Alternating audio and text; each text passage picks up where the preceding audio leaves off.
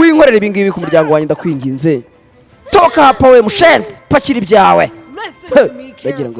ndagira ngo unyumve neza umva nkubwire niba udashaka kuguma ahangaha urwanira umugabo wawe niba udashaka guhangana n'ukuri ngo wumve ukuri ndagira ngo nkubwire yuko nta mikino njye mfite mukobwa Turkan yakoze ikosa nibyo yego nibyo yagurishije zahabu mana yanjye Rucani yaje uyu munsi aje kutwihaniza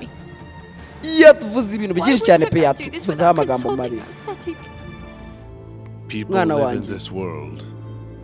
abantu baba muri ino si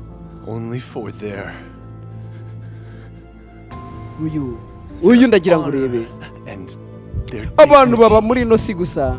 barimo barareba ku cyubahiro cyabo gusa cyubahiro cyabo n'ishema ryabo mana yanjye uyu musaza kugira gutya umutima waramufashe ibyo yumvishe byaramurenza aramanuka yikubita hasi wibuka uno musaza ngarwara umutima Sadik musaza papa gira gutya ako kanya ambulance yaje gutwara Sadik uyu hano cyuye umugore papa wameze ate ugira gutya gira ngo urebe how is your father atuje uyaramurebye amerewe nabi cyane pe yego gira ngo urebe kobwa hano ashize amanga yegera umugore hano gira ngo urebe agiye kubagwa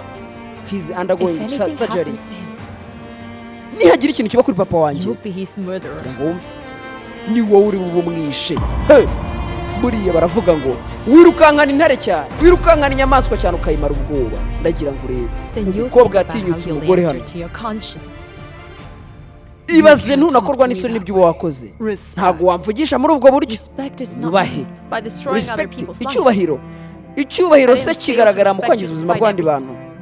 ntabwo numva ukuntu nakubaha muri ibi bintu nk'ibi ngibi ntabwo ntekereza yuko wowe unubaha uburibwe bw'abandi bantu Turkan tuza ndeka ndakwiyamye nawe ndeka mureke muha amahirwe avuge rwose bimuri mu mutwe igihe cyose ibintu byose ukora ni ukubabaza abantu gusa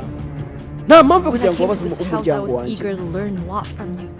naje muri ino nzu niga buri kimwe cyose ndakubaha ariko reba ibintu biri murankore kuba nta rukundo ugira ikintu kimwe mbona wowe kiri muri wowe ni kuba nta rukundo ugira umusore yararebye reka tugende soma icyo nashaka kuvuga ndakivuze tugende uri kugira gutya yarumiwe turaza kuvugana nyuma wowe yarumiwe yabonye umugore we n'ubwa mbere abonye umugore wa fesinga nyina mubwiza ukuri